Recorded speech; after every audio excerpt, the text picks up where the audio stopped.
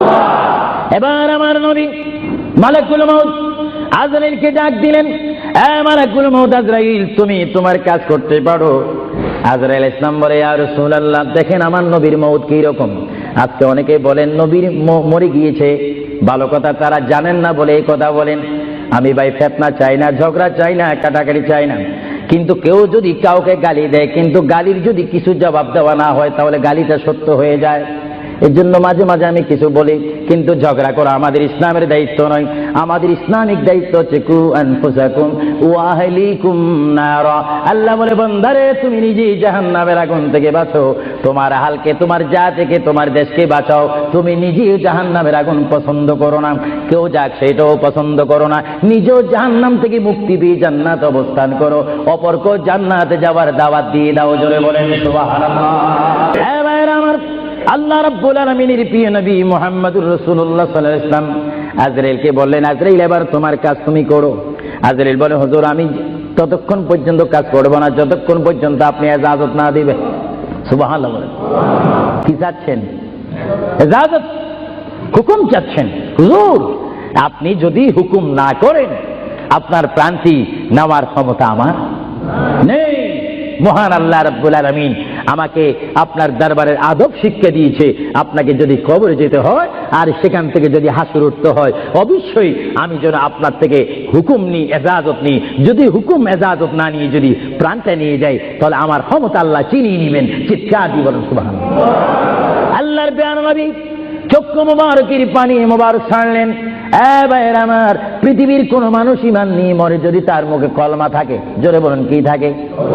কলমাটা আপনারা সবাই বলুন, লা ইলাহা ইল্লাল্লাহ। জোরে, লা ইলাহা ইল্লাল্লাহ, লা ইলাহা ইল্লাল্লাহু মুহাম্মাদুর রাসূলুল্লাহ। ঈমানের টাইমে যেমন আল্লাহর নাম আপনার মুখে আসতে হবে, পুরুষ বলেন আর মা বোনেরা বলেন, প্রত্যেকের মুখে যেমন মৃত্যুর টাইমে আল্লাহর নাম আসতে হবে, তেমনি ভাবে সঙ্গে সঙ্গে নবীর নামও আসতে হবে কি হবে না? নবীর নাম বাদ দিয়ে কলমা পড়া হবে না। আল্লাহর প্রিয় নবী, দো জাহানের বাচ্চা নবী, তিনি ইন্তেকাল, তার মৃত্যু হবে, তিনি দুনিয়ার থেকে চলে যাচ্ছেন। তিনি কোন কলমা পড়েছেন? আল্লাহর প্রিয় নবী দুনিয়ার থেকে চলে যাওয়ার টাইমে তিনি এই কলমা পড়েছেন, এই কথা বলেছেন। আমার ভাইয়েরা বলুন, রব্বি হাবিলি উম্মতি, রব্বি হাবিলি উম্মতি। আল্লাহ আমি এখন পৃথিবীর থেকে চলে যাব, যাওয়ার টাইমও তোমাকে ডাক দিচ্ছি, রব্বি, হে আমার রব, রব্বি, হে আমার আল্লাহ, হাবিলি উম্মতি, তোমার কাছে আর কিছু চাই না, আমার উম্মতগুলোকে মাফ করে আমাকে দিয়ে দাও। জোরে বলেন সুবহানাল্লাহ, বলেন আল্লাহু আকবার। কিন্তু মানুষ যখন কবরে যায় কলমা পড়তে হয় কি হয় না? ঈমান। কিন্তু আমার নবী যদি আমাদের মতো মানুষ হয়ে থাকেন, তিনি কাল কলমা পড়ে কবরে গিয়েছেন। প্রশ্ন বুঝতে কোনো কষ্ট হয়? আমরা তো কলমা পড়ি কোথায় যেতে চাই? কবর। জোরে বলুন, আমরা কি পড়তে হবে? কলমা শরীফ পড়ে অবশ্যই আমাদেরকে যেতে হবে কোথায়? কবরে।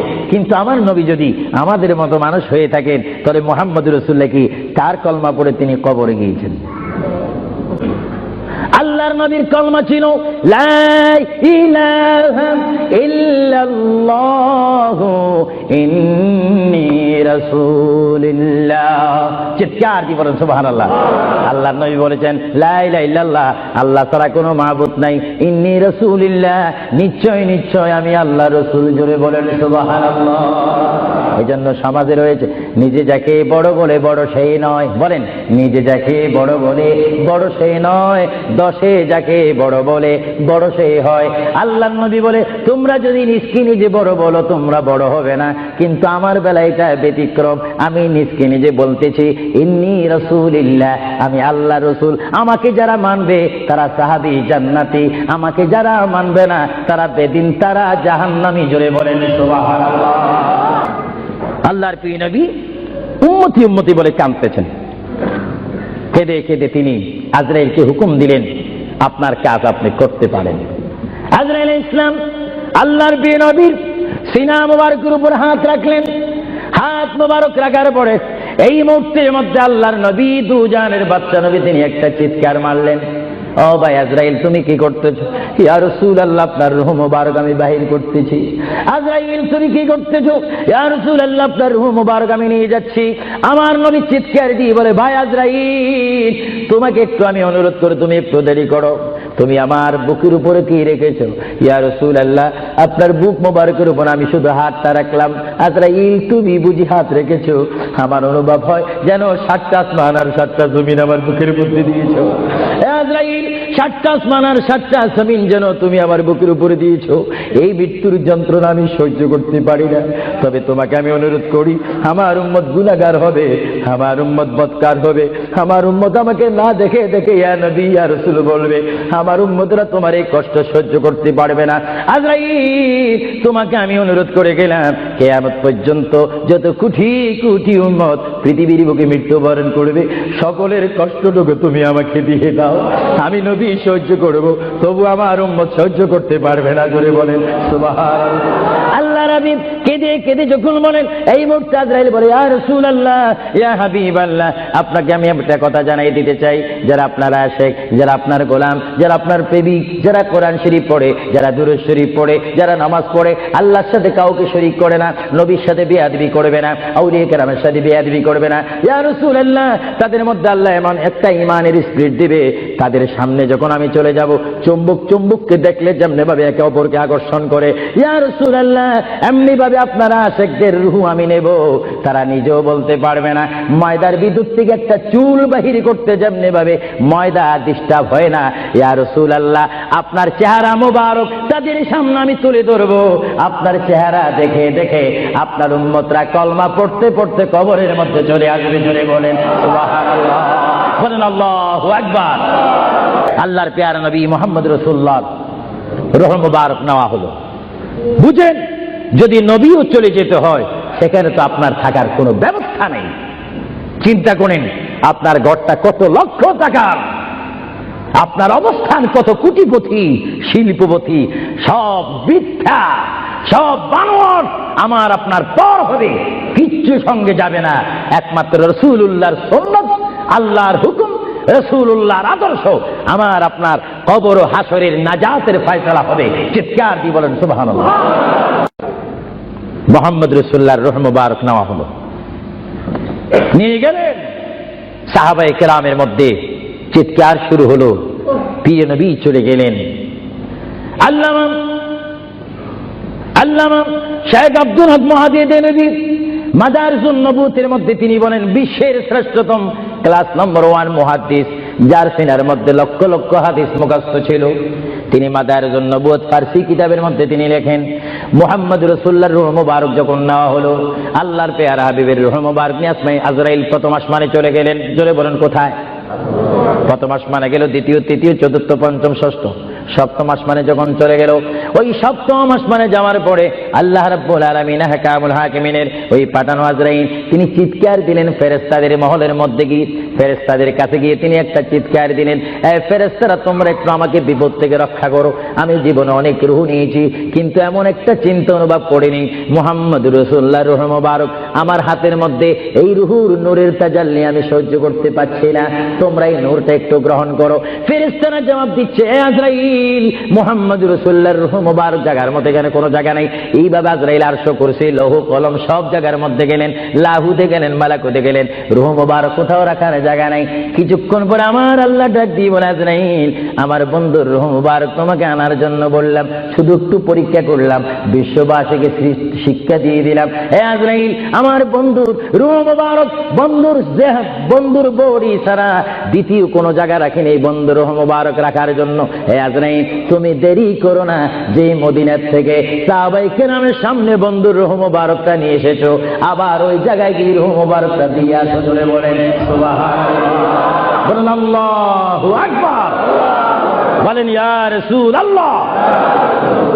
এটা হুকুম কার? রূহ মুবারকটা আবার নিয়ে আসলো, রূহ মুবারক নিয়ে আসার পরে হযরত আব্বাস বলেন, হযরত আলী বলেন, হযরত ওমর বলেন, সাইয়েদনা আবু বকর সিদ্দিক বলেন, বিশেষ করে হযরত আব্বাস রাদিয়াল্লাহু তাআলা আনহু বলেন, আমি দেখতে পেলাম আল্লাহর নবী চেহারা মোবারক উপর কাপড় ছিল। কাপড়টা যখন ছিল, হঠাৎ করে আমি দেখি আল্লাহর নবীর জবান মোবারক যেন নড়াচড়া করতেছে। সুবহানাল্লাহ।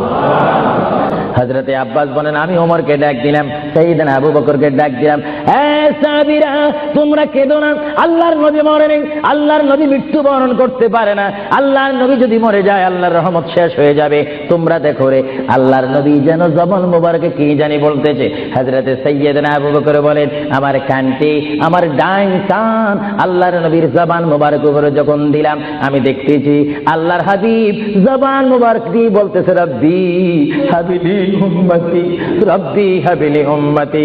আল্লাহর হাবিবের সাহাবায়ে কেরাম চিৎকারে মারি বলে, আল্লাহর নবী মরতে পারে না। আল্লাহর নবীর কাফন মোবারকের কাপড় যখন একটু সরানো হলো, আমার নবী একটু মুস্কি হাসি দিলেন। সাইয়েদনা আবু বকর বলেন, আমি রাসূলের মুস্কি হাসি দেখে একটা ইঙ্গিত পেলাম, আমাকে এই অবস্থাও তোমরা কবর দিতে হবে। জোরে বলেন সুবহানাল্লাহ, আরো জোরে বলেন। সাইয়েদনা আবু বকর সিদ্দিক বুঝে গেলেন আল্লাহর নবীকে গোসল দেওয়া হলো, সব কিছু দেওয়া হলো, জানাজা পড়াইয়ে ইমাম বিহীন আমাদের জানাজা পড়তে হয় ইমামের নেতৃত্বে। 4 তাকবীরের সহিত কি পড়ে? জানাজা। আরো জোরে বলেন, কি পড়ে? ইমাম কি পিছে থাকে না সামনে থাকে? কিন্তু আমার নবীর জানাজা এইভাবে হয়নি। আমার নবীর জানাজা কিভাবে হয়েছে জানেন? কুররাতুল ওয়াইজিন দুররাতুন নাসিহিন কিতাবের নাম। কিতাবের নাম বলে দিচ্ছি মাআরিজুন নবুওয়াত, কিতাবের নাম বলে দিচ্ছি মাকামে নবুওয়াত, শাওয়াহিদুন নবুওয়াত। এই কিতাবখানা লেখা হয়েছে আজ থেকে প্রায় 850 বছর পূর্বে। আল্লামা আব্দুর রহমান নুরউদ্দিন জামি রহমাতুল্লাহ আলাইহি কিতাবের মধ্যে উল্লেখ করেন, মুহাম্মদুর রাসূলুল্লাহ সাল্লাল্লাহু আলাইহি ওয়াসাল্লাম এমন একজন পয়গম্বর যার মৃত্যু এমন একটা মৃত্যু হয়েছে, যিনি কবর শরীফে যাওয়ার আগে তার নামাজে জানাজা পড়েছেন। সমস্ত ফেরেশতারা এসে তাওয়াফ করে করে, সমস্ত সাহাবীরা চতুর্দিকে তাওয়াফ করে করে, দুরূদ শরীফ পড়ে পড়ে নবীকে কবরের মধ্যে নিয়েছেন। জোরে বলেন সুবহানাল্লাহ। ধরেন নবীর জানাজা, আমাদের জানাজা যেমনি ভাবে পড়া হয়, নবীর জানাজাও তেমনি ভাবে পড়া হয়নি।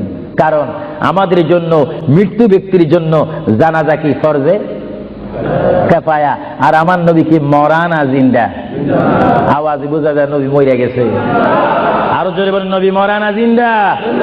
আপনার মদিনা শরীফ যান, মরা নবীর কাছে না জিন্দা নবীর কাছে? নামাজে দিয়ে নবীকে সালাম দিচ্ছেন, মরা নবী না জিন্দা নবী?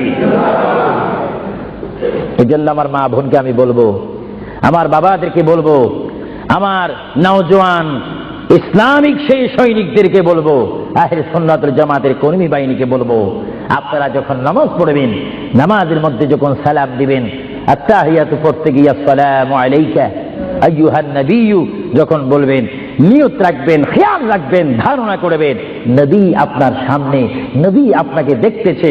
যদিও আপনি না দেখেন, এই চিন্তা অনুভব করে যদি আপনি নামাজ পড়েন, এই নামাজটা আপনার জন্য হয়ে যাবে মেরাজ এবং বেহেশতের তালা খোলার চাবি।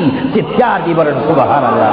এই জন্য রাসূলুল্লাহ বলেন, আসসালাতু মিফতাহুল জান্নাহ, এবং অন্য হাদিসে বলা হচ্ছে আসসালাতু মিরাজুল মুমিনিন, নামাজ হচ্ছে ইমানদারের জন্য মেরাজ। কাদের জন্য মেরাজ? যারা নবী ওয়ালা হয়ে, নবীকে মহব্বত করে, আল্লাহর ভয়ে নামাজ পড়বে, সে নারী হোক আর পুরুষ হোক, তার জন্য ওই নামাজটা জান্নাতের দরজা খোলার চাবি হয়ে গেল। চিৎকার দিয়ে বলেন সুবহানাল্লাহ। আমরা নামাজ পড়তে চাই কি চাই না? আরো জোরে বলেন, চাই কি চাই না? এটা দোনো শুনি পড়েন,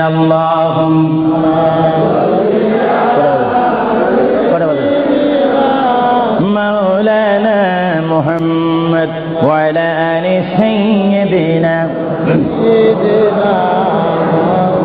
এটা জোরে জোরে মুহাব্বতে বলুন, আল্লাহ।